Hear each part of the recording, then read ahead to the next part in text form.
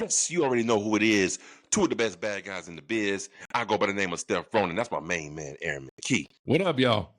And we are your 4-4 HEELZ. And we'd like to welcome you to Word on the Street, sponsored by WOOOOO Energy Drink. All right, y'all. Surprise to no one ever. WWE might buy TNA. Oh, here we go. Who would have thought, bro? Who would have thought? Who would have thought, bro? What are your thoughts on this shocking news that WWE might buy TNA? This was the plan all along. They were going to buy TNA all along. Yeah. Now, let's get into it. The word on the street is TNA could possibly get a new TV deal with CW if the WWE purchases it. Okay, fine, all dandy. On top of that, they're going to put them against AEW Dynamite. No problem with that. Welcome to competition. I don't think it hurts AEW at all to have TNA on the same night as them. No, it's not going to hurt AEW.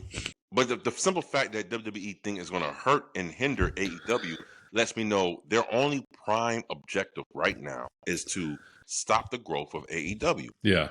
And by them signing this contract with ESPN, and by UFC signing the contract with Paramount, and supposedly, word on the street is Paramount is supposed to be buying the other half of the WBD when it's up for sale, is going to jeopardize AEW's new contract once this recent contract is over.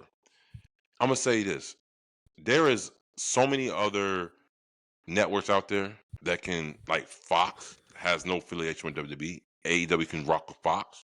It just can't be the same AEW as far as the words, and they're going to clean up a little bit. Gotta clean up a little bit. Yeah. On a major network television. Matter of fact, they might get more views if it's on Fox for AEW. WWE, this whole thing comes down to WWE wants to monopolize the whole pro wrestling industry. Just like how the UFC monopolized the whole mixed martial arts industry because of TKO. That is what I have a problem with. You're not going to sit here and force me to watch the thing that I love since I was a kid and say, that ain't pro wrestling, this is what you need to watch, only because you sold up all the major media markets with this bullshit. Yeah. Now, you see I got the WWE logo in the back. You see I got the AEW logo in the back, which means I watch both products and I support both products like we both do. This is the main thing of a podcast. But one thing I will not stand for is the simple fact of monopolization.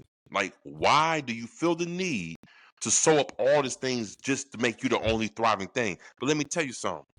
Y'all shit ain't popping like that. Let's keep it a buck, bro. WWE have been popping like that until after Vince McMahon sold or gave up his shares, and then Triple H went over, and before TKO bought it. And after TKO bought it, their build to WrestleMania 40, that's the highlight. That's your stretch. That's your stretch. When Roman lost the belt, was that fair? When Roman lost the belt, that's when WWE started. Well, I don't think because that's WrestleMania 40. I don't think it has everything directly to do with Roman Reigns, because people wanted the Cody story to be finished, so they was on a high. Yeah, it was expected Roman Reigns to lose his title, so I don't think Roman lost and everybody dropped off. But I'm telling you something, it's creative. It's the interference of TKO that has made the product that we're watching now so fucking watered down. Again, I know what I'm watching when I watch WWE. I don't go into watching WWE saying, oh shit, what match is going to be banging this week? If I get a banging match, I'm surprised. I'm very surprised. But I go into watching what the moment is, what big moment we're going to get this week, and what storyline is popping off to lead up to stuff. I know what I'm watching. I'm fully aware of what the fuck I'm watching. Bro, but this shit ain't it, bro.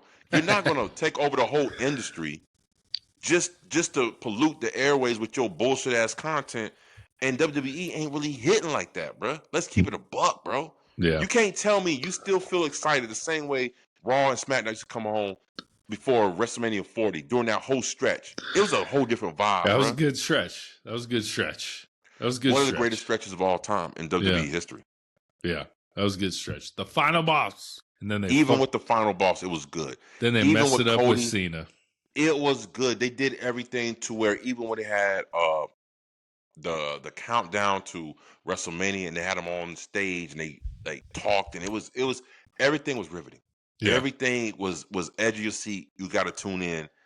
Now, bro, I can miss SmackDown, I can miss Raw, and I can still know what the fuck is going on next week without even watching the show. Especially every week. SmackDown last week. You could definitely miss that motherfucker and still be good. Still be good. And I understand the spirit of competition. Yeah. I'm cool with it. But when you're trying to monopolize the whole industry from the WID, the fucking you buying TNA, you trying to buy this, and you want contracts with different special media companies to where if AEW contract is up, and let's say because WWE is with Paramount / the other side of WB, that's like, we can't do this because of conflict of interest. What we got on UFC connected to TKO, which is connected to WWE, and then AEW don't have a real legitimate home like that. I got to find one. That's what I have a fucking problem with. Yeah. It's like, why are you trying to put your competition out of business? Because to me, if you that big, bad, and bold, why are you worrying about the little man? Yeah. Worry about what the fuck you doing, because guess what? AEW's been worrying about what the fuck they've been doing, and it's helped them a lot. NFL don't worry about nobody. They don't worry about a motherfucker, bro. They solid, bro. That's not Matter of fact, that's not other NFL or football leagues. That's basketball, baseball, hockey. They don't care about nothing, bro. NFL knows they the cream of the crop. They good. matter of fact, the NBA knows, like, oh, y'all got Thanksgiving? We gonna get Christmas. Yeah. Oh, the NFL said we gonna get Christmas NFL too. taking Christmas, Right? NFL said we gonna get Christmas too. Yeah. And the NBA's like, okay, well, we gonna still do our thing, but y'all get the Netflix Christmas. You know what I'm saying? So it's room for both. Yeah. To me, it's room for 3. It's room for 4. But if you're going to purposely trying to stunt the growth of a company because you're afraid that they might topple you, because let's keep it real, bro. I'm telling you, the streets talking, bro. The streets is talking, and in the streets, it's AEW right now. It ain't the E right now. It's AEW right now in the streets. And everybody know when it comes down to it, the streets is where it's at. So I have a problem with the monopolization of the wrestling industry because of AEW. They feel threatened, and that's obviously. So any fucking WWE fans saying there's no competition, this is proven point. Yeah. And speaking of that, we might get some reinforcements in WWE by the name of Chris Jericho, because his contract is up in December. There's been word on the street that he might go back to WWE. WWE execs have said there's been no talk about Chris Jericho coming back. But how do you feel? Contract up in December. Do you want him to see in AEW? Do you want him to stay in or go back to WWE? Or you just don't want to see him anymore? I think Chris Jericho served his purpose in the incarnation of AEW. He helped them get notoriety. He was the first champ, right? The first big belt champ? Yeah. He was the first big champ for AEW. I think he served his purpose. I think AEW is in the spot right now that they don't need Chris Jericho anymore because they got new stars out the blue now. Does WWE need him? WWE don't need him. But guess what? No one needs this man. But guess what? WWE will take him up on the offer, trust me. Oh, yeah, for sure. Anyone they can pry away from AEW, they're going to sign him to something. They're going to take him up. But see, this is the problem I have. So all you E fans, keep that same energy when Chris Jericho's in AEW, how washed up he is, how old he is. I don't want to see you pop when he pops up on fucking Raw or SmackDown. When you hear, break the walls down. Right, they all getting all crazy and shit. This is cinema. He might get booed, bro. He might get booed. Bro. He would not get booed. You don't think so? You. Does Chris Jericho get booed if he shows up in WWE? No, he don't. He won't get booed. I'm going to tell you why, because WWE fans don't know when to boo motherfuckers no more. You understand? They don't boo nobody anymore. They don't, bro. If your song is catchy or if you have any kind of nostalgia, we gonna cheer you. We gonna cheer you. That's what we gonna do. They don't know when to boo, bro. The fan base, this is not the same WWE crowd that we used to know. This is not the same WWE. This is not the same WWE fan base, bro. This is a totally different era of WWE. And Triple H knows it. Nick Khan, the goddamn devil, knows it.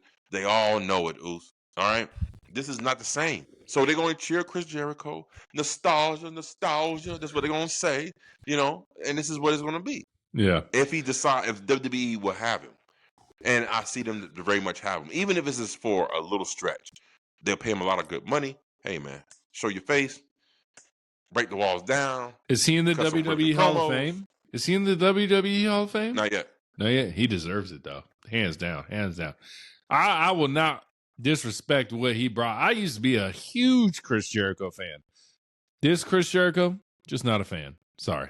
Now, let us remember that Chris Jericho is the honorary member and the winner of the 44 HEELZ Podcast Awards of the Sit Your Ass Down Award just last year. So let's remember that shit now. Just keep that in mind. Chill, brother. Chill, brother. All right, bro. We get Vince Russo. I texted you about this, bro. He said Triple H is jealous of people like Karrion Kross, Drew McIntyre, LA Knight, and even Goldberg. And his reasons for this is because Russo said Triple H ain't Jack no more. He's not old like Goldberg and can still go in the ring. Like Vince Russo was making it very vanity. Like he was like, Triple H is jealous of LA Knight, Drew, and Cross because they're both jacked men, and Triple H ain't Jack no more. I was like, well, he is close to 60. Almost died of a heart attack, bro. Let's chill. And we saw the TMZ pictures online. Everyone hating on my boy Triple H. We're in the same swim trunks, being not as jacked anymore. I was like, did everyone forget this man almost died, y'all? Right. Like, let's chill, guys. Let's chill. Like, it was just I feel like, fuck it. We're talking about it. That's why Russo's getting talked about. He did it to get talked about. That's in my opinion. Right. I agree. I think Vince Russo is out of pocket, to be honest with you. Yeah. I'm going to tell you why. Unless he has a personal relationship to Triple H to this day, for him to come out of his mouth to say that shit, he out of pocket, bro. Because he don't know. We don't know what's going on behind the scenes. We all speculating shit. This is why we talk about this shit on the show. It's called Word on the Street. And if y'all don't even know anything, let me put y'all up on game. It's all Word on the allegedly. Street is another way of saying rumor. Yeah. That's all it is. We're just talking about things that are out there that's floating in the media, and we're speaking about it on our show. So I don't know what the relationship is between Russo and Mr. Levesque. All right. But one thing I do know, I don't think he's jealous like that. I just think Triple H, is there a professionalism jealousy that could, maybe, but I don't think that's the main reason why. And as far as Triple H's body and how he looks, man, the man, like you said, is almost 60 years old. My man hasn't been in the ring for how long? Shit, it's been a while, bro. So what's the need for him to work out and keep a physique up as if he's performing in front of a crowd? There's no need. Wearing suits every day. He's wearing suits. He's in the boardrooms. He's more concerned with how the company is being ran and the creativity of the company than being in the ring performing. This is what it is. Yeah. Do you think? Do you think Triple H looks at a LA Knight, a Drew McIntyre? He's like, man, these boys are in shape. I'm gonna bury them on the Rock. No, that makes no sense to me, bro. It makes no sense. Oh my God, you in shape? I'm gonna bury you. You in shape, bro? No. But the only reason why I can see Russo coming up with that fucking dumbass conclusion is that because LA Knight ain't been pushed and he's been over for a minute. Yeah. Drew McIntyre's been doing the best work of his career and he ain't getting pushed. Frost has been the hottest fucking thing out there and he ain't been resigned to the damn company. Yeah. So I don't think it's because of the physiques. I think it's got to be something else. And I think I'm like Braun Breaker's getting pushed. He's jacked as fuck.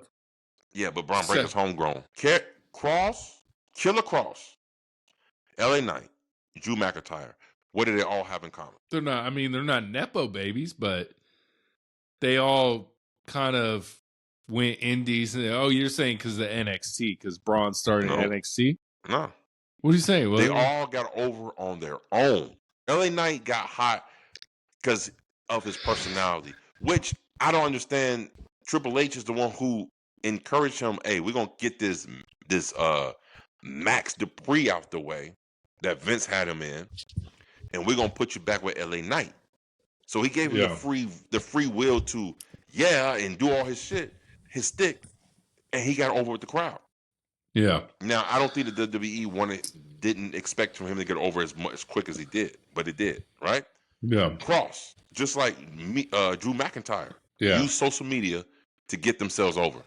I mean, big over. Yeah. Definitely Cross. And the WWE, that's one thing I know about the WWE, and this stems from way back in the day from Zack Ryder.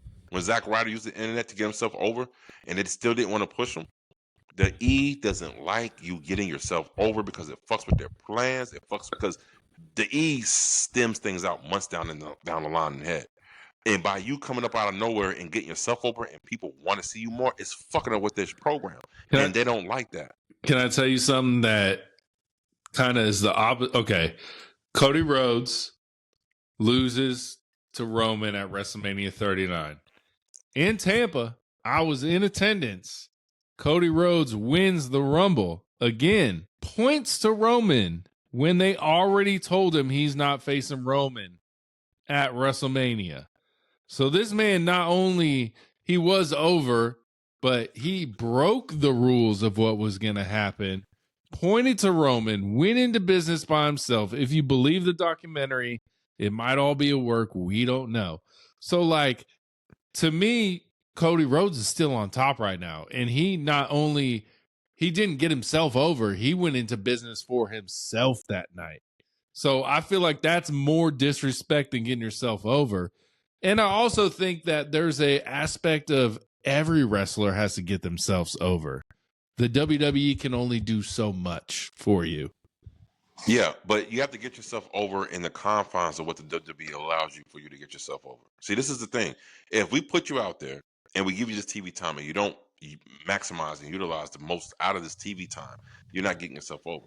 But it's within the confines of the WWE. Cross, McIntyre, that wasn't in the confines. That was outside of the WWE. And that's how they got themselves over. Yeah. All I right? mean, Drew definitely got himself more over during the CM Punk thing with the online shit. But he was going to get over regardless of that.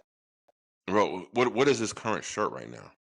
Bored at work, baby. There you go. And how did he do that? And you know what? You might be right because that shirt took a long time to get printed. And that shit was a year. He even talked about it on Logan Paul's podcast. He was like, I kept sending them things for the shirt and they just wouldn't do it. Now I finally got it. And that was after the second time he tweeted it at, a big PLE. Okay, so let me go back to your other retort as far as Cody winning the Rumble. Now, was Roman Reigns outside the ring that day when he won the Royal? He was in the box. He was in the box suite. Okay. So if Cody Rhodes, to the fans' perspective, wins the Rumble and everybody knows that Roman's in the box suite, why would you not want to point to him? And what makes no sense if the storyline was for Cody not to face Roman that year at Mania and it was for Rock versus Roman, then why was Roman in a box suite watching the fucking Rumble? He never does it. So that's what I'm saying. It's WWE's always trying to work. They knew they were going to do the documentary for WrestleMania 40. I think it was all planned the whole time. God damn it. Yeah, it was a fucking work the whole time. This is what happens. Remember I tell you back in the day, I feel like Tony Khan kind of books himself in the corner. Yeah. The WWE has been doing a lot of that. They booked themselves in a lot of corners. Yeah. Because it's the arrogance of the people who are not true wrestling fans. Yeah. Let me say this shit right now. If you peep in casually to wrestling, you're not a fucking true wrestling fan. You're just a casual. And they shouldn't write their shows for casuals. They should write their shows for the diehard fans who support them no matter what. Not WWE, bro. Not WWE.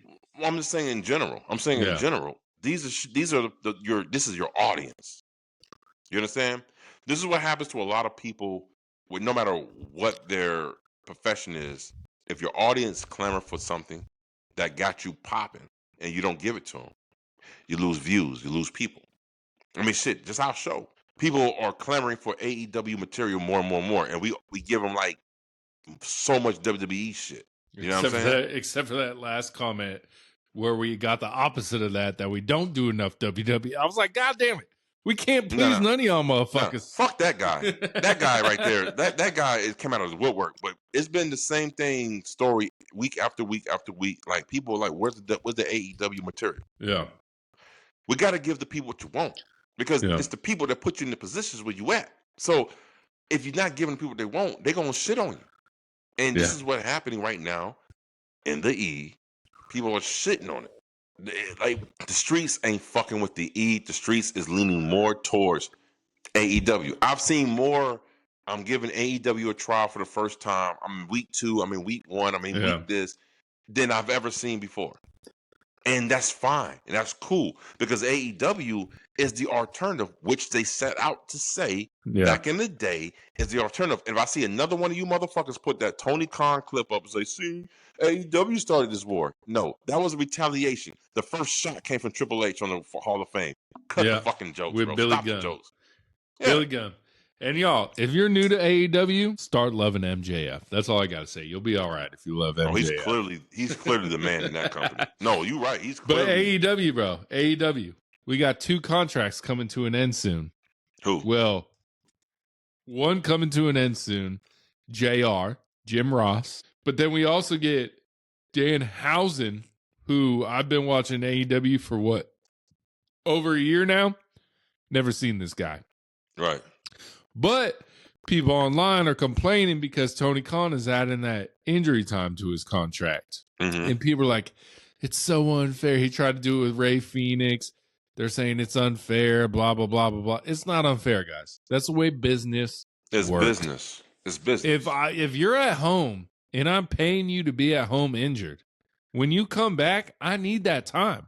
And guess what? Your contract just got bigger because I'm paying you more money, guys. This is the way businesses work. If you are an NFL player and you want more money and you sit out and I don't pay you as an owner, next year, guess what? You still owe me that year. That contract doesn't expire because you sat out a year. That's not the way the world works, guys. It's not the way it works. I don't think they understand these contracts are performance based. Yes. And if you ain't performing, then ain't nothing based. If I ain't making money off of you and I'm still paying you, what's up? How do you feel about this Danhausen? I've never seen him in action. I've only seen him online. He's a great persona. And I honestly, to be honest with you, I think he'll fit perfectly. Ugh. But looks like another Mr. Iguana. Similar. Very similar. Very fucking similar. You're not wrong. The Danhausen bandwagon. I mean, he had a little buzz a couple years ago on the internet, you know. But let's flip the roles a little bit though. Let's say if Danhausen got injured, or just say any kind of professional wrestler got injured and they wasn't getting paid no more. Then it'll be an uproar on the internet like, oh, that's not fair. Yeah. They're injured. They got hurt in the ring, so you should still pay them. But then when the company says, okay, I paid you this amount of money, he was out for this long, but you wasn't doing performance he wasn't performing. Now I need that time back. Now everybody want to have an uproar about this. Is, bro, let me tell you something. I've never been so disappointed and so like disenamored by wrestling fans ever in my life since we started this podcast.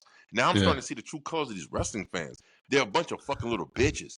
They cry when they get what they want, and then they cry when they don't get what they want. It's kind of like it's kind of like politics. They're so far left and they're so far right. It's like, can we just meet in the middle, guys? Can we just meet in the middle? Can we just be right here where the majority of people are? Like the extreme whatever takes the are extreme the loudest for both takes. Sides, right? Yeah. So it's like if you win, you lose. You lose if you win. It's not a win-win situation for any of these promotions to do what they're supposed to do. It's like Grande Americano. Everyone's like, well, Americans are like, it's so racist.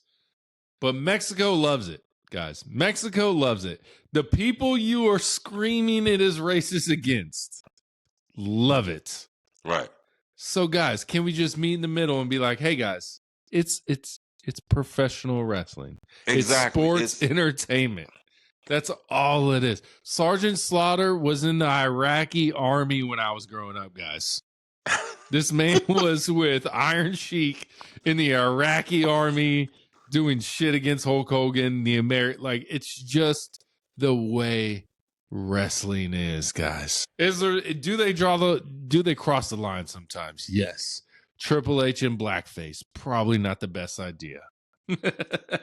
Listen, again, most of our generation who was watching Triple H in blackface, X-Pac in No one had a blackface, problem. No one had a problem. no one knew about blackface because they were too young to even know about that shit, to even care, to give a fuck about that shit, bro. You know what I'm saying? Shit's too funny, bro. It's only when you sorry, get it's older, not funny. and you say, it's not funny. It's serious. he was doing blackface. If you smell what rocks. Listen, that goes into my fucking next thing. Word on the street. Let me interject for a little bit. Go ahead, big dog. There was a Nathan Jones. I don't even know who the hell this is. But he came up with this whole post talking about fake crowd noise for the WWE. Now, and he used the term Rocky being pumped through the speakers in the WWE event. Now, Rocky sucks? The Rocky sucks? Rocky, like chanting for Rock. Okay. Yeah. Back in the day? Now, no, this is recent. So, because he's the director of the board. Exactly. So, what I'm saying is it out the norm for WWE to do fake reactions to get the majority on board? No, it's not. If you don't believe me, it's sports entertainment, you know? If you don't believe me, look at Unreal. Yeah. When 5-2 pushed the fan, it was like, oh my God, he pushed the fan. He can't do that. He said, oh, it's a plant. They just told you they have plants, fans planted in the crowd. That's what I was gonna say that earlier, bro. Do you think they plant fans to say this is awesome? They oh shit. Do you think that's a thing, bro? Not only do they pay and plant fans to say this is awesome, they also plant and have fans put bullshit on social media. Oh, yeah, that is for anti-WWE. They have people that come online. Their purpose is to anything AEW doing, shit on it. Anything WWE is doing, praise it. This is what you're paid to do. And we'll do it if you pay us. No, not me over here. I ain't doing that shit, bro. We keep it 100 on the 44 HEELZ podcast. Shit, that's the whole thing. I'll keep it about 80-20, y'all. Hey, what kind of money you offering? What kind of money is you offering? Shit. But this is my word on the street for this week. I feel like not only does WWE have fans planted in the crowd, they have fans planted online. And some of your favorite streamers. I definitely think they get paid. They get paid to sit all here the and ones praise. You see on WWE TV get paid. There you go. Yeah. There you go. I feel like they are paying these people to praise and talk up WWE because you know why? WWE is smart. They know the streets is where it's at. Like they know the internet streets is where it's at. You know I think they're getting paid? The what is his name? Zanny, the Wheezy Blonde, whatever. Yep. I've never heard a negative thing come from them. You have nothing negative to say about anything WWE does. That's crazy. Exactly. So they're getting paid. They're getting paid to watch. They're getting paid to fucking comment because they follow the ones that have the real following, the big following. You know what I'm saying? Yeah. So again, they're fucking up the game. This is that fucking monetize the fucking monopoly. We're trying to control everything. Not only we're going to control what you watch, we're going to control how you react. And not only will we control how you react in the arena, we're going to control your opinions of what you see online. Yeah. The way Homeboy was reacting to some of the AAA stuff, the clips I saw, I was like, bro, it's not that good, bro. Stop. It's not that good. It's not that good. The E has social media plants, crowd plants. They have everything. And this takes my heart. It breaks my heart to say this because again, like most people who grew up with pro wrestling, they grew up with the E. Yeah. Shit. Or as I like to call it, the F, you know? The F or the Fed. They call it the Fed. You know what I mean? Yeah. Because when I grew up, that's what it was. It was called the World Wrestling Federation. Yeah. The WWF. We get the E, the Fed, and then AEW is sickos. I'm like, what the sickos fuck? Or the dub. They get the dub, the AE dub. You know what I mean? Listen, I feel like there is plants on social media. As a matter of fact, a lot of those plants jump on our page, on our reels. If we say something negative about WWE, boy, they coming. It's like the E don't want no negative publicity. And I'm telling you, it's that goddamn devil, Nick Khan, bro. I'm telling you, that Bro. motherfucker like he up to no good. Every time I see this motherfucker, he like he doing something sneaky. Hey, Tony Khan, we'll be on your side too, bro. I'm like, Shane McMahon, show me the money. Listen, Tony Khan is trying to preserve the purity of pro wrestling, bro. Yeah. On the mainstream stage. Yeah. That's what he's trying to do. I fuck with This Tony is what Khan. the revolution is about. The revolution is about pro wrestling. This is why everybody's saying, what's the revolution? What's the revolution? The revolution is trying to preserve the purity of pro wrestling. Yeah. John Moxley came out and said that shit, bro. Recently in the interview. There was wrestling I grew up on. That's what he's saying. That's what he's replicating type shit. Yeah, he's trying to grow up on that pro wrestling. Yeah. Bro, why stray away from what makes you... There is a large niche before 2019 that people wanted real pro wrestling back again. Here comes AEW. Motherfuckers fell in love with it. WWE didn't pay attention to it until they started to see the numbers. These motherfuckers got scared. They put NXT against AEW on Wednesday nights. That shit failed. Out the door they go. This is what the fuck we at right now. I wonder where this is why they're trying so hard to get AEW off the air. If there was no COVID, I wonder where we'd be at right now. That's Would true. Cody still be in AEW? Well, from the word on the street is Cody don't like what was said to his wife. Ooh. And Cody did say he wants to write a book, but there's a whole chapter he can't talk about. So that means there's an NDA signed, obviously. Listen, I understand that because I had to sign an NDA, open a fucking lounge for one of these reality stars and shit. So I understand about NDAs. But who was it? No, I'm just playing. Nene Leakes. I'll say who it was. Oh, shit, you can say who it is? I can say who it is, but I can't tell you what went on. Was she on the Real Housewives of Atlanta? Yes, he was. Okay.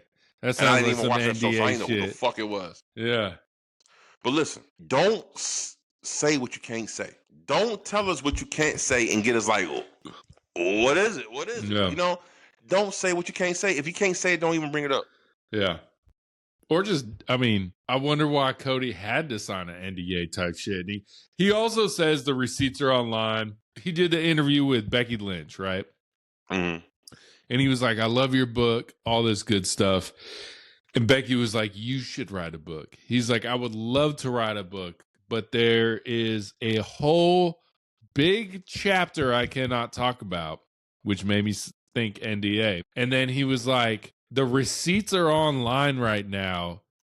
If someone were to tell that story, I hope they would bring my name up type shit. Ooh. So it was very weird. It was very Okay. weird.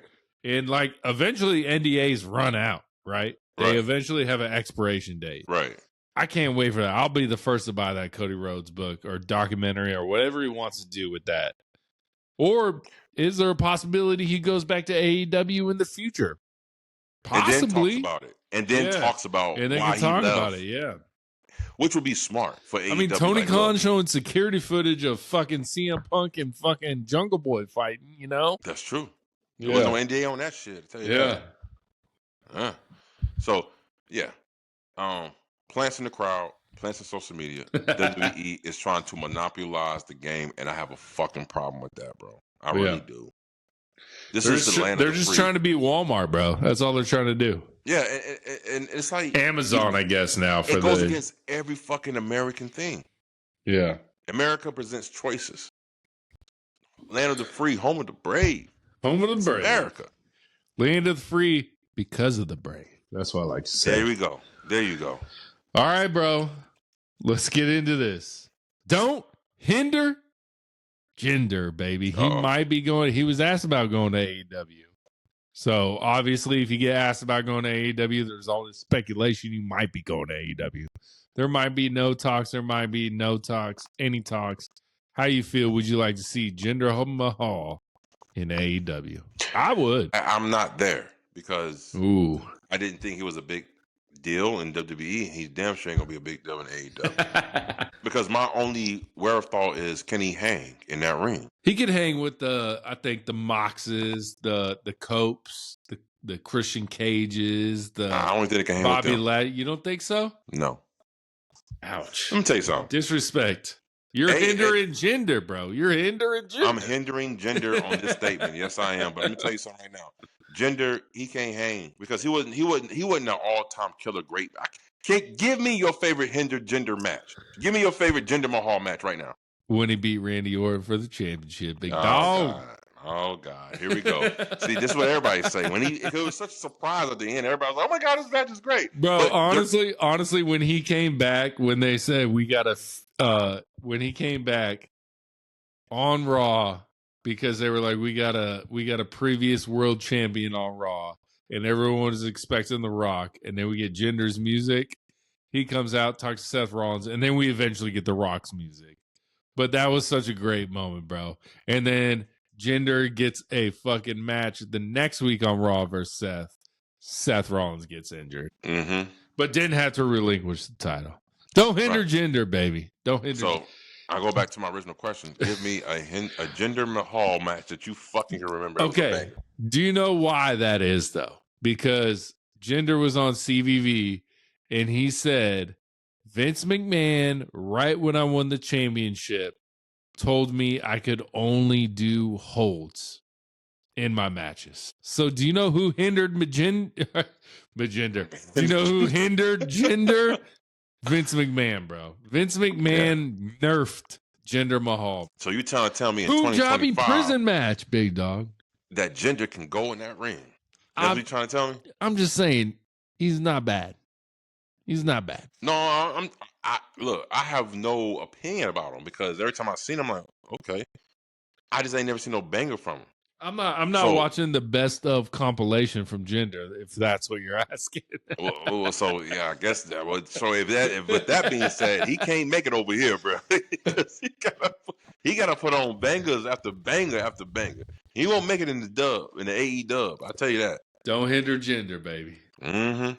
Well, I gotta see more from Jinder before I won't hinder. You know what I'm saying? Shit. All right, bro. We got Bobby Lashley's Mount Rushmore, but he cut it in half, bro. He cut it in half. It's 2. He only gave 2, bro. Oh, it is 2. Okay. He only gave 2, and that is Kurt Angle, because Kurt Angle brought him into the business. The other one is the Tribal Chief, Roman Reigns.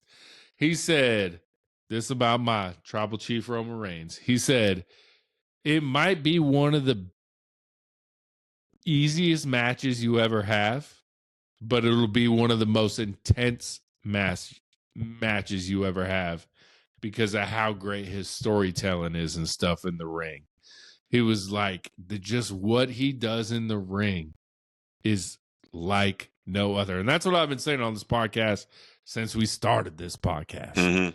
And then he didn't want to add a third or fourth because he didn't want to leave anyone out. But he said the obvious is like the Undertakers, the HBKs, the Stone Colds. But he just didn't want to leave anyone out. So he just stopped that too, bro. So how do you feel about his top 2? Kurt Angle, Roman Reigns. No, they're both worthy. They're both worthy. And again, it's based on what your preference is. And he actually worked with Roman. So he knows some things inside that we may not. You know what I'm saying? But again, did you ever see those matches with Bobby and Roman? Yeah. Yeah, they were easy for Bobby. They were easy for Bobby. That's for sure. Right. Bro, I'm just his character again. I'm the biggest Bobby Lashley hater there is of all time, bro. Yeah. I think his best work has been with the Hurt Syndicate so far. And even then, Shelton kind of carries the match most of the time. You know what I'm saying? Say it again. Shelton, like Bobby the best work he's doing right now is in Hurt Syndicate. But even right now, Shelton carries the matches mostly. The highs are from Shelton. They're not from Bobby Lashley. Of course. Yeah. Bobby Lashley was presented as an attraction. Not a purist, not a in-ring purist. Yeah. So, and he's been presented that way for the longest. That's why in AEW, see, this is why I'm glad Tony Khan and AEW found their identity. It's like, look, we can't sign every person that comes from WWE just because they got face and notoriety and they got fucking screen time. We can't sign them to our company because the main focus in our company is the in-ring action. If you can't go in that ring, you ain't gonna last too long in AEW. Yeah. Ricochet was the last one, right? Ricochet was the last one. No, Copeland. Copeland came after Ricochet. No. Ricochet came after Copeland. You sure? Yes, 100%, bro. 100%. Because Cope had his retirement match with Sheamus. Sheamus gets hurt. Braun Breaker's the one that took out Ricochet, bro. Yeah.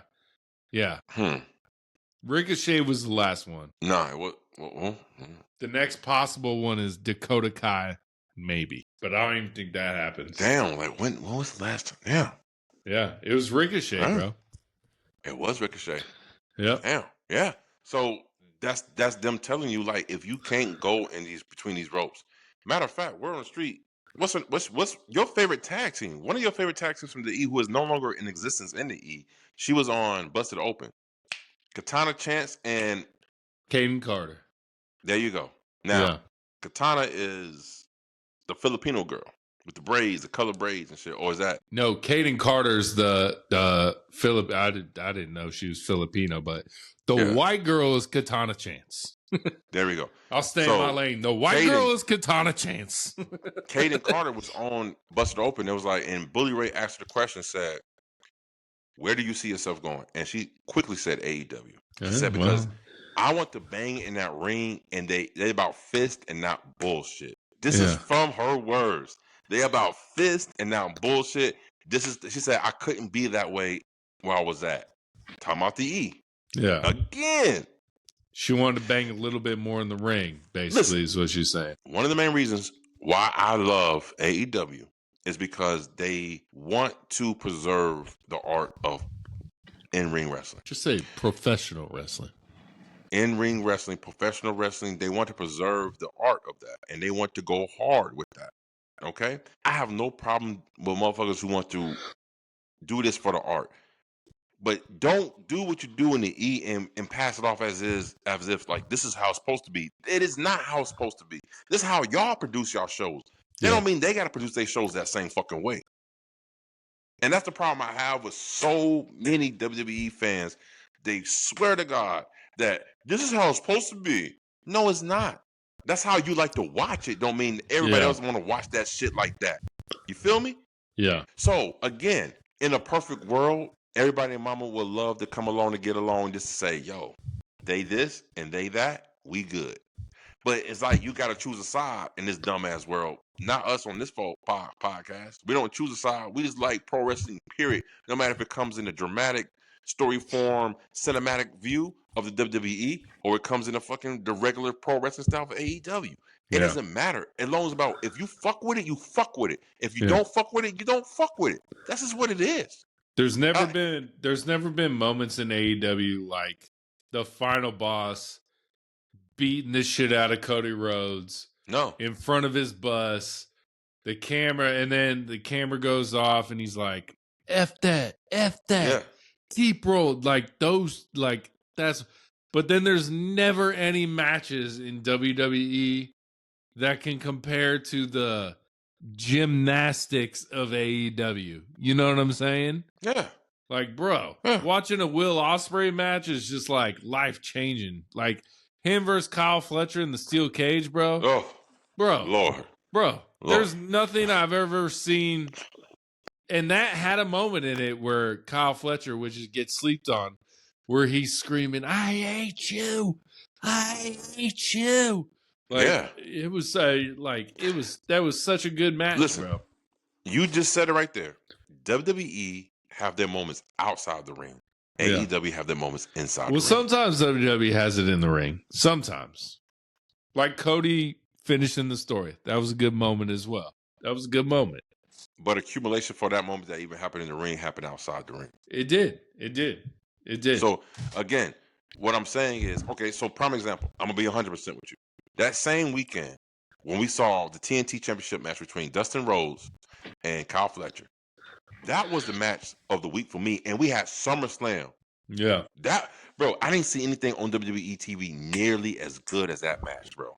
Yeah. At SummerSlam. And I'm being honest. Like, I'm being completely honest. If there was a match better than that on SummerSlam, I would have said it. But, yo, that match right there, I was like, not only did it put Kyle Fletcher on the map, like, literally on the fucking map, Dustin Rhodes told everybody, hey, motherfuckers, don't forget who the fuck I am. Yeah. So, listen, again, you only get butthurt when we say things like this if you're fucking a tribalist and you root for one side and you want the other side to fall. I want both sides to succeed. Yeah. I think what WWE is doing for the notoriety and the exposure for pro wrestling as a whole is great, but not at the expense of trying to belittle and put down another company that's coming up behind you. Not at that expense. Like, you guys are so big. Why are you worried about if they're a small fish compared to the big pond that you guys are in? Why are you worried about them so much to put them down? Because you're scared. I'm telling you, WCW, Eric Bischoff caused a lot of trauma with the WWE. They said, never again will we ever get down like that again or be this close from shutting our doors. Yeah. And they're afraid AEW is going to be the same come up. They think AEW is the second coming of WCW. This is why they're paying them so much attention. This is why they're counter booking them so much. And that's why AEW needs to just not say anything about WWE ever. And they haven't. Just and they need to keep going in that direction. In my opinion. They haven't. But at the same time, how much can you take when it's so blatantly thrown in your face without you saying something and speaking up? Yeah. I feel you, bro. I feel you. Word on the street. Here goes one for you, too. I'm pretty sure you have this on there. September 20th. This is my last word on the street, so go ahead, big dog. September 20th. We got All Out. And then at the same time, we got WrestlePalooza. We got the worst PLE names in the history of PLE names. WrestlePalooza, baby. Where did this name come from? This is not even a rehashed name from WCW. This is just a regular-ass name. They're going against AEW face-to-face September 20th because the feature match on that match is supposed to be Brock Lesnar versus Cena, right? Yep. And then we get Cody versus Drew. Again, why they feel the need to put that in it, I don't know. Yeah. But like everybody says, if you fuck with AEW, you're going to rock with AEW. And if you rock with WWE, you're going to rock with WWE. Them putting the shows on the same time ain't going to make you choose one. And if you rock with both, we going to watch both. I will say one thing. It is a stupid name. I agree with that. But the fans that get so mad about the names and the stage and the graphics and the shit that really has nothing to do with the product you watch. If it has a shitty stage, I'm like, nah, all right, cool. I'm over it. But the name don't care. I don't care about none of that. You know what I'm saying? I don't care about the Vincent Van Gogh graphics for fucking Clash in Paris. I don't care. I don't care. Does it look corny? Yeah. Is it going to make me not watch Clash in Paris? Not at all. It's so crazy, bro. It's so crazy. Again, you know what? I'm gonna draw a line in the fucking sand. Today, on the 4-4 Heels podcast, I'm gonna go ahead and draw a line in the sand. Can we please, as pro wrestling fans, can we please stop acknowledging the non-pro wrestling fans that complain about bullshit that you just said right now? Yeah. Let's stop doing that shit. Let's not give them the stage or platform for them to vent. Oh my God, the LED boards was messed up. And who cares about all that bullshit? You know what I'm saying? They care more about the sizzle than they actually do about the steak. Yeah. We care about the steak. I care about that. We don't medium care about the rare, sizzle, baby. There you go. Medium rare. Shit, let's get it, bro. I love medium rare. Now, medium rare, medium to the most. You know what I mean? Yeah. They want to know about the sizzle. We care about the steak. And if you care more about the sizzle on a promotional wrestling company than you do about the steak, but then you in it for the wrong fucking reason, my guy. Yeah. Yeah. People are like, the fucking entrance to SummerSlam wasn't that good. I was like, I wasn't in the stadium. I don't give a shit. Oh my God. Yeah. Oh my God. Yeah. It's daytime to me. That's what bothers me. Hey, what? That's a fair argument because you can't even see the goddamn boards if it's daytime. You know what I'm saying? Man, ask the Sesame Street gang how they feel about the entrance at daylight. Yeah. It took away so much boring. Of the lore of the entrance. So much, bro. So much. All right, bro. You got any more word on the streets before we go to? We got 3 fan questions this week. Yo, that was 13 right there. I mean, it was all kind of. Oh, okay. You know how we always overlap, just rambling, bro? Yeah, we always laugh. Yeah, because yeah. it's just such a smooth transitional Yeah. conversation. So shit just always Yeah. overlap. So, oh no, but you did get my text about the question that's been asked of us, Yes, right? yes. Okay, And we'll start with that. Let's Mr. go. Frankie with 2 eyes. Favorite all-time cash in. I'll let you go first, bro. My personal favorite all-time cash-in was Dolph Ziggler. Oh, on yeah. Alberto Del Rio, because That was a good one. It was a long time coming, and the crowd was so amped for that. When he cashed in, the crowd popped so loud, like, "I'm here to show the world!" Bam! On Alberto Del Rio. To me, that's one of my favorite cash-ins. So, Yeah. what's yours? I'm going to go Seth freaking Rollins, but Heist of the century. not the last one, the heist of the century, bro. It's got to be. It's That's what Frankie said. Frankie, that's his favorite one. But you know what? You know what one. it is about that match is he turned that match into a triple threat.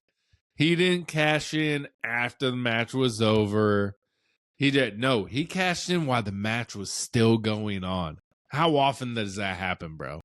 Usually the cash in is after the match is over. One's laying there. You know, you got Bianca hurt when Io cashes in. You got Ronda hurt when Liv cashes in. No, Seth Rollins said, "I'm coming right now, and I'm cashing it." And the tides almost turned on Seth during that cash in, too. Like, he almost lost that shit. So that's why. Yeah. And it was Roman right before Roman became Roman. Not right before he came Roman. Roman was supposed to win that match, and then he still doesn't win. Right. Yeah. It's got to be. And that's what Frankie with 2 eyes says. Yeah, he likes the heist of the century is his favorite cash in. To me, that would probably be my top 3 cash ins. But my favorite is the Dolph Ziggler cash in, because it was like that's a good one. It was a moment in WWE history and period where it feels like the WWE wasn't pushing the people who they should be pushing, because they were so good in the ring. They was like, yo, why you're not pushing this guy? And so when Dolph Ziggler came out with that briefcase, let alone won it, and then come down and execute it and win, the crowd went crazy for the World Heavyweight Championship, and it was well deserved. It was well deserved for him, like I said. But that's my favorite one, because that was the one I was like, yeah, fucking. And I wasn't even a big Ziggler fan like that. I just knew that he put on great matches in the ring. He just knew how to work, and when that happened, I was like, fuck yeah. Like, finally, he got some recognition. You know what I mean? So, I also like when Brock won the Money in the Bank, and then he cut the promo with Paul Heyman and was like, I got a year to cash this in. And then he started dancing with that shit. Not necessarily the cash in, but the build up to the cash in, bro. Brock was just having fun. And that's the one where Mustafa Ali was supposed to win the championship, but they told him right before the match, hey, bro, you ain't winning. Someone's coming down. And he said Brock, on Chris Van Feet podcast again, he said Brock came down and he was about to push the ladder over, and he's like, hold on, kid? Ready, kid? Like he was just a gentleman about it. So, yeah. Well, I mean, Mustafa, I mean, come on. He know his ass wasn't going to win. That would have been like Otis winning the Money in the Bank like he did. There you go. Goddamn, they got that shit right off of him real quick. Yeah, real quick. Yeah, they said, Miz, you're fighting him for the fucking Money in the Bank. Let's go. Get that shit off of him. Yeah, I think the heist of the century was more amplified because it happened at WrestleMania. Yeah, oh yeah, it was. You know what I'm saying? Oh, dude. I think it was more Edge's amplified first that way. fucking cash in. Now, epic, bro. That's my second one. That's my second favorite. When Vince came out, he said, "Hold on." When Edge came out, like John Cena just got through with Elimination Chamber, and this is at the peak where John Cena was either you fucked with him or you didn't, because it's like, oh my god, this is a corporate scene, like, bro. And then the cage went up. John Cena got through a grueling match. He won his title, and all of a sudden, Vince McMahon comes out and says, "Not so fast." And here you see Edge literally just cash in. And man, I said, bruh, here we go. So that's my second favorite cash in. Edge on John Cena after Elimination Chamber. He won that's his first championship with the WWE title. So that's my second favorite cash in. Yes, sir. And then it went to the R-rated belt. Terrible belt. But Oh my God, that's terrible neither here scheme. nor there. Yes, All sir. right, bro. So we'll go. This is from Jimmy John's, not the sandwich place. Swear to God. Damn, Yeah, his name is Jimmy John's, not the sandwich place. not the sandwich place. It says, is AEW Fox Shockwave show that they've been talking about forever needed? Swerve talked about it. They're talking about adding a third weekly show to Fox called Shockwave. Is it needed? I don't think it's needed at all. I think it's a dumb move. I think it's needed. You think I'm so? tell you why. I'm tell you why. I think Shockwave is needed because did you know the preface of what Shockwave is going to generate around? It's about Lucha Libre. And it's supposed to be on Fox Sports Mexico. So this is their way of putting more product out internationally. Like I told you before, Tony Khan said after this new deal was signed with Warner Brothers Discovery that his main focus is the international crowd. Okay. And this is one way to get it done. So yes, I think Shockwave is needed because it's going to cater to a Lucha Libre, the CMLs, you got WWE doing with AAA. Shit, this is another way to get your foot in the door with Lucha Libre. You know what I'm saying? Not get left behind. So yeah, I think people thought Shockwave was gonna be like a third show, sort of like a Rampage or something like that. And I can understand why they wouldn't want that, but honestly, Shockwave is needed. As far as international wise, because it's gonna feature a lot of Lucha Libre, so I think it is. We'll see. I don't think they should touch anything right now. Just chill, let your company build. Let's see what happens. You know what I'm saying? All right. Forbidden Door is selling like crazy. Obviously, it's in England. AEW always crushes in England. You know what I'm saying? So the O2 Arena, to be exact. Yeah, the O2 Arena. So let's see. All right, we got the last fan question. It's from Monroe 39. Would you be okay if John Cena's last appearance was not a match? If it's just a tribute show, this is what I think they're assuming. If it's just a tribute show to John Cena, he cuts a couple promos.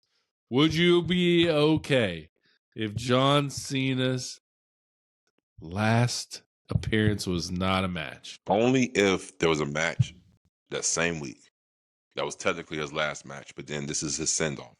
I'll be okay with it. Like you wouldn't be okay if Survivor Series was his last match, and then December he just has a farewell talk and promo, and he gets up out of here. You know what I'm saying? What if his last appearance is automatic Hall of Fame induction? Yeah, why not? Why not? Yeah. Listen, we can write this shit in our head 1,000 times. Doesn't mean it's gonna unfold that way. Yeah, so, I have no idea what's gonna happen for his last match. I honestly feel like yes, if John Cena's last match is like say it was on Survivor Series, and then he comes on Raw and he says his goodbyes, and the whole show is dedicated to John Cena moments. No, it's gonna be a Saturday Night Main Event, bro. Saturday Night Main Event.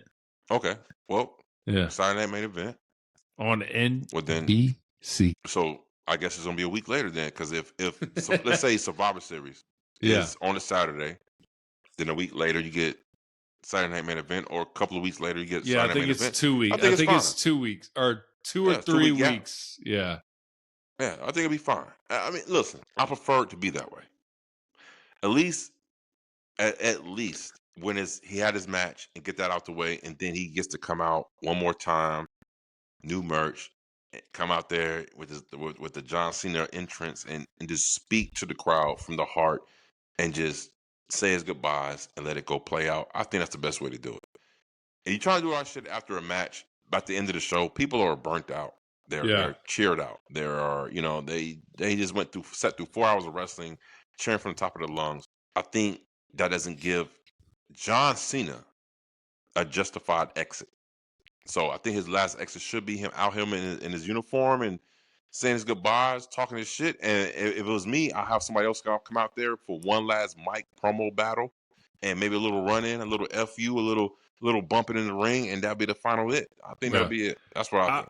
I would love for like an episode of Raw where Stone Cold came out and just Stone Cold stunned every match the whole time. Just John Cena comes out and fucking AAs and you can't see me's every match. Yeah, it won't fit with his character, but you know, it would fit the heel character that is dead. Yeah. And let me ask you this, bro. Is there still a chance John Cena could end his career as a heel and retire with that belt? Is there a chance? No. There's no chance.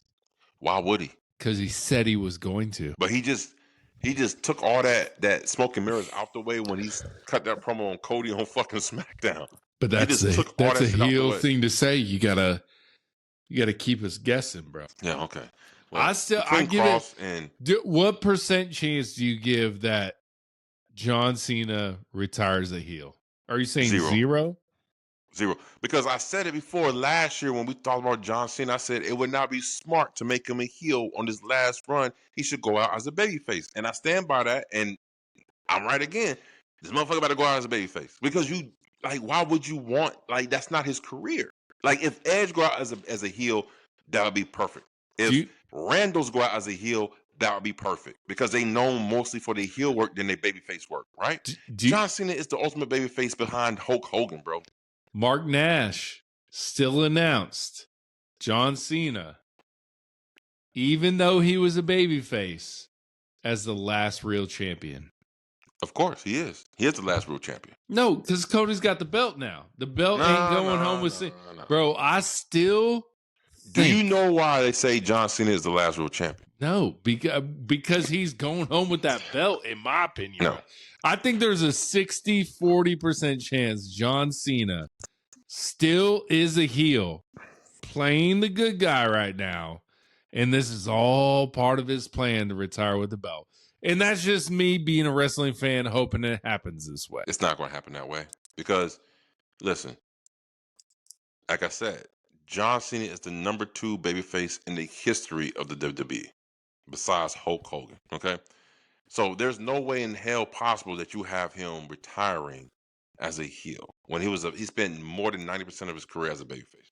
But he said he was good. Bro, this would be the ultimate WWE fumble if he doesn't go through with what he said for the first 5 months of his run in WWE this year. No, I'm sorry, sir. The biggest WWE fumble was even having him turn heel during his last retirement year. That was fucking retarded. So we're having 2 of the worst fumbles back to back in the same year? No, because I'm gonna tell you right, he corrected the fumble. This is how John Cena was bad. It was bad correcting it, though. It was bad even having him be a heel in the first place. And then for people to even compare that shit to Hulk Hogan in the NWO, get the fuck out of here. Even John Cena said it himself. His first interview, his promo on the crowd he said it fell flat. Yeah. And he was right. So if John Cena himself says, this ain't it, and the fans are still clamoring like, this is better than the NWO Hulk Hogan, get the fuck out of here. Stop it. Stop the jokes. The moment they were living in the moment. You're a prisoner of the moment. You know what I'm saying? But I guess. I don't think either of us, I could be wrong, but I don't think either of us said it was better than Hogan. It was never better than Hogan. Hell was it second, that moment at Elimination Chamber? Probably. Second compared to Hogan? Yeah. It was probably second, the best heel turn of all time. Yeah, gotta be. Yeah. Gotta be. But then the aftermath is what fucked it up. The actual turn itself was shocking. Yeah. What followed that? Terrible. Fell flat. And to me, that's why I say you can't even, I don't even want to rank that shit, because in pro wrestling, it's about the follow-up. Yeah. It's never about what happened. What are you going to do after that happened is going to make it stick in people's minds. And what the Hogan and NWO did after that fucking heel turn stuck with people's mind. Yeah. The Cena shit, it was just that little moment. And then after that, it fell flat. So people going to forget about this shit 20 years from now. For me, how quick he turned babyface again is questionable. I still think there's a little slim chance that he's still a heel. And this is all part of the plan. You how don't think quickly there's he turned any percent chance? zero chance. How quickly he turned babyface is about as questionable as quickly he's turned heel. Real shit, Oos. Real shit. I don't know, bro. It's just it's the fucking you know what honestly makes me think these different ways is the show Unreal and how much they want the second season of Unreal to be better than the first season. So they gotta plant there's just something in me that thinks this is John Cena's plan the whole time, especially after he turned babyface. And the announcer still said the last real champion, bro. It's hard. It's hard for me, bro. My and brain John Cena works again, crazy, bro. Well, no, I understand. So that's why I'm asking you again. Do you know why they call him? Because he's taking that belt home with him in December. He was the last and real champion because he was the only one that defended on a consistent basis. But not this year. Roman didn't defend that title on a consistent basis. Cody don't defend that title on a consistent basis.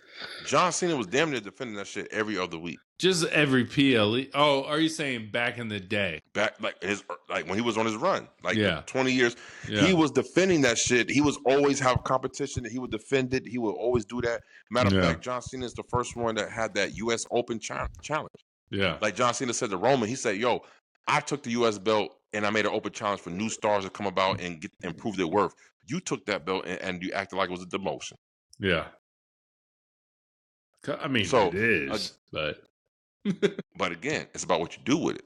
Yeah. Because you know who took the belt from John Cena when he was the U.S. champion, right? Who was it? Kevin Owens.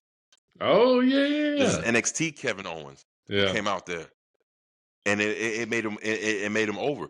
And they gave the U.S. championship life. I mean, hell, at one point, the Intercontinental Championship was boo-boo until The Miz made it relevant again. Oh, yeah. The Miz definitely made that shit relevant, bro. You see what I'm saying? Yeah. So it's about the person you put the strap on, not the strap itself. Yeah.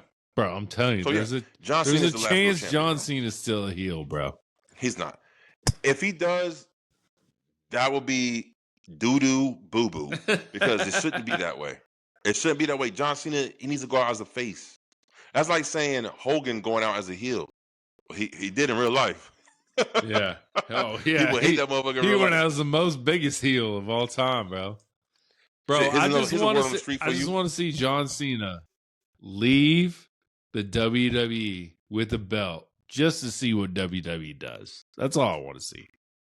Well, you already know what they're going to do. They're just going to make a new belt. A different design. That's I want to see what it looks like. That's all I'm excited for. But okay. Well, I'm saying right now, for business purposes and overall nostalgia and overall impact, John Cena's going out as a babyface, as he should. I'm gonna tell you right now, you can't sit here and tell me the first 5 months of his run has been crap. John Cena's been more exciting in the last couple of weeks, in a month or so, since he turned back babyface of Cody and doing what he's doing. What was the best moment of John Cena's heel run, though? The pipe bomb. We just saw on SummerSlam. Yeah. This match, and then the week that leading to that promo that made Cody look. If I was WWE, there is no way in the hell I would have had John Cena cut that promo on my biggest babyface in the company, because he made Cody look this small. Yeah. Like, he just reminded everybody, like, don't forget who the hell I am. I'm John Cena. Yeah. And man, he made Cody look so irrelevant. I said, damn. It was sort of like when we was talking about last year, WrestleMania 40, when The Rock came with Roman, and we was like, damn, bro, he low-key making Roman look like the little puppy dog. Yeah. Until Roman said ignite, and The Rock did. I ain't talking about that. And then The Rock did this. And then The Rock did this when he acknowledged him. Another thing that we never got a fucking answer to, bro. Right. Remember? But Rock said, I'm talking about Roman standing next to Rock at that point in period in time. It was like, damn. I think the Rock is the real tribal chief, not Roman. Nah, never. I never thought that. I'm talking about as far as the shine, the illumination of the Rock that overshadowed the light that was Roman Reigns at that time, bro. Like, Roman looked like a little puppy compared to him, bro. No. Real shit. Never. And it made me mad. I was like, damn, why they putting Rock in this light? And now I know why, because Rock has total control of what the fuck he want to do. So Roman just had to sit back and let it happen. If Rock and Roman ever fought in the ring at a WrestleMania, because that's the only place to have it, the crowd's going to be behind Roman. Yeah. That's what they thought about WrestleMania 18. They thought the crowd was going to be behind The Rock, and they turned around and be behind Hogan. That's what I'm saying. No one likes The Rock, bro. He's not that good. No, I'm just playing. No, you're not just playing. Look, I was never a big Rock fan, bro. Did I love the final? I love the final boss. He was awesome against Cody. But if you put him against my tribal chief, that's your favorite inception of The Rock. It was the final boss. Yeah, for sure. Mine's Hollywood Rock, bro. Hollywood Rock. That was good. Every day. That's my second. Here we go. Sure. This is clip. What y'all fuck with? Big Boss, Final Boss, or you like Hollywood Rock? Because to me, Hollywood Rock was it for me, bro. He came back as a heel. I was like, oh shit. Yeah. Hollywood Rock, bro. Hollywood Rock was so good that they used his old theme song with his current theme song right now. Yeah. And that's what was that when he was wrestling in like the black shirts and the black pants or whatever that was? This is way after that. This is when he was away from WWE for a couple of years and he was shooting movies. Oh, this is when John Cena ate his lunch. And when he No. This is not even it. This is okay. So this is when Rock came back. He had the black vest. The rundown Rock. Low. He cut his hair to a Caesar, like so fucking low. Before the ball and after the fucking curly, he came back and he cut these crazy promos and he turned his back on the fans. He was a Hollywood Rock. Matter of fact, Goldberg fought Hollywood Rock and Goldberg won. That was Hollywood Rock. So that era right there, to me, that was the best heel work Rock ever did. All right, bro. You got anything else? Oh yeah. Word on the street. Tell me why there's new allegations coming about Hulk Hogan's death. That's just all conspiracy, bro. Listen, hold on. Bubba the Love Sponge. Don't call no man Bubba the Love Sponge. Listen, I'm just saying, this is word on the street, bro. This is word on the street. The same guy who released Hogan's fucking private video with him saying the N-word and all that shit, now comes out and say, I think someone killed Hogan. There was a misprocedure in the surgery that ended Hogan's life. You never know. Michael Jackson, anyone that famous dies, there's always some conspiracy theory behind their death. There you go. Tupac's still alive. Who knows, bro? Who knows? You know that's bullshit. You know he dead as doornail, bro. He chilling in Trinidad and Tobago just rap. If Tupac's still alive, goddamn Elvis somewhere too. Michael Jackson as well. He's still alive somewhere too, bro. They all alive. So, bro, we heard rumors of fucking health decline for weeks, bro. Yeah. It was a rumor that came out that he passed a couple of weeks before he did. Yeah. So. Maybe. Rest in peace, Hogan. Do your thing. But I'm going to tell you, my whole thing of bringing this up is how dare he speak Hogan's name in his mouth after what the fuck he did to Hogan, bro. What Hogan did to his wife, bro. Shit, let's calm down, bro. He allowed it. He allowed it. He said, sure. But Hogan tore it up. Hulked up on my wife. He hulked up on his wife, and he got mad. He ripped off the shirt. Kevin Hart said. You know what I'm saying? Kevin Hart said this shit. Kevin Hart said, you want a threesome until you the dude that is fucking the dog shit out your wife. Then you see how you really feel about threesomes. Ain't no real dude want a threesome with him, his wife, and another dude. That's facts. Right. That's what I'm saying. But Hogan had his wife in that room, boy, and Hogan was hulking up on that ass, bro. And Lover Bubba Sponge, he got mad. So he released a video. See, the whole thing is Bubba Sponge is a little freak. He recorded the whole shit so he could have something to beat off to later on in the night. You know what I'm saying? Yeah. Or just make But then money. But Hogan got too comfortable after he got in that thing. He was like, oh, my daughter got this nigga. I don't like these. Hogan got too comfortable putting the drawers back on. You know what I'm saying? Yeah, man, that's a 4-4 Hills podcast for you guys. Yeah. Man. That's my main man, Aaron McKee. I'm Steph Ronin. You know, this is Word on the Street, sponsored by WOOOOO Energy Drink. Y'all know what to do. Like, subscribe. Spotify, YouTube, and you know where the platforms will be on with the reels and everything. So till the next time, do what you do. Keep it live, keep it locked, keep it right here. Deuce. Peace, y'all.